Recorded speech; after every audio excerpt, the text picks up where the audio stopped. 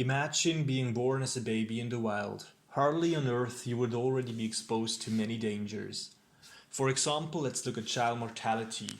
Two estimates that are easy to remember. Around a quarter died in the first year of life, and around half of humans died as children. Almost all non-human animals on our planet are still in this tragic situation.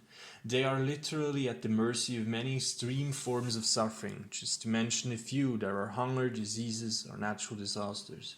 With us humans, it was undisputed that this should be eliminated or prevented as far as possible, and still is.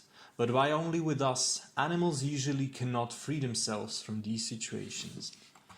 But what about us humans, I hear you say?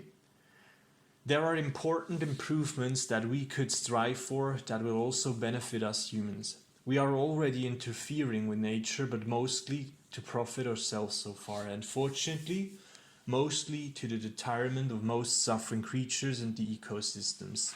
But we have also already influenced nature to the benefit of humans and animals, for example by vaccinating wild animals to protect us against rabies. Richard Dawkins said about the scope of the problem, "The total amount of suffering per year in the natural world is beyond all decent contemplation." During the minute that it takes me to compose this sentence, thousands of animals are being eaten alive. Many others are running for their lives, whimpering with fear. Others are slowly being devoured from within with rasping parasites. Thousands of all kinds are dying of starvation, thirst, and disease. Also, they are very neglected. Just consider how much money people spend on pets and shelters compared to animals in the wild.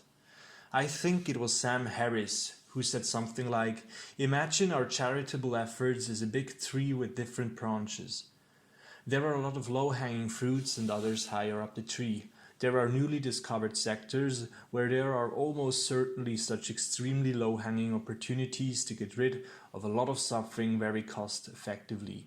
I am convinced that the organization I would like to nominate is helping to identify such opportunities."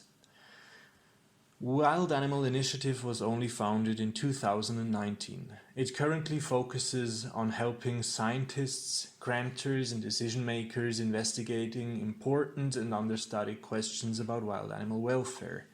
Their work catalyzes research and applied projects that will open the door to a clearer picture of wild animals' needs and how to enhance their well-being. Without sufficient public interests or research activity, solutions to the problems wild animals face will go undiscovered.